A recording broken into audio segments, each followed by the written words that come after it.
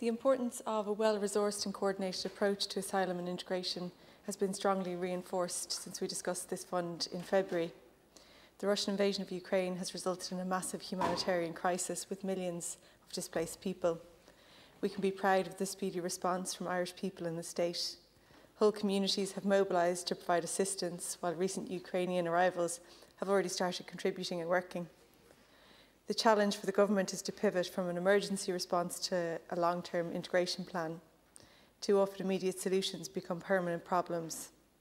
Direct provision was supposed to be a temporary process.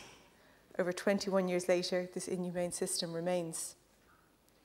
Many Ukrainian families are in student accommodation or hotels with short contracts. What happens when these spaces will be unavailable? Regrettably, the department is not moving quick enough on offers of accommodation and potential sites for use. Confusion and misinformation facilitate those who want to stoke up xenophobia and far-right ideologies. Unfortunately, members of this House are playing the old card of attempting to pitch vulnerable groups against each other. Linking refugees and the housing crisis is a spurious and insincere argument. The housing disaster is a decade old. It is the result of failed policies from Fianna Fáil and Fine Gael primarily, but also Labour and the Greens, involving a collapse in building social housing, leaving homes fall into disrepair and facilitating vulture funds over families. These are the causes of the housing crisis, not refugees. We have an obligation to be responsible and factual when discussing these issues. Human trafficking is in the headlines today after Olympian Mo Farah spoke publicly about being trafficked to the UK and forced into servitude. Unfortunately, this abhorrent crime and human rights abuse is present in Ireland. The US Department of State's Trafficking in Persons Annual Report 2021 assessed Ireland as being a Tier 2 country, which means that we do not fully comply with the minimum standards, but are making significant efforts to be in compliance. Even more concerning is that we dropped from being a Tier 1 country in 2018 and are now on what they call a Tier 2 watch list because the government continues, and I quote, to have systematic deficiencies in victim identification, referral and assistance, and lacked specialised accommodation and adequate services for victims. These findings are supported by the recent Irish Human Rights and Equality Commission report on the implementation of the EU Anti-Trafficking Directive.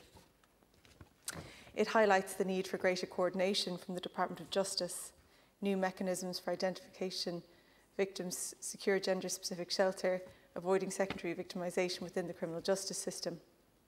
There have been 475 known cases of trafficking since 2013, including 34 children. Almost two-thirds of these are women, with sexual exploitation being a leading cause. For men, labour exploitation is the most common feature. Crucially, this needs a social response. While our criminal law aspects are strong, systems to assist and support for victims remain insufficient and lack a statutory footing. As part of this process, the voices of survivors must be at the centre of the policy, with the establishment of a dedicated Survivor Council as recommended by IREC.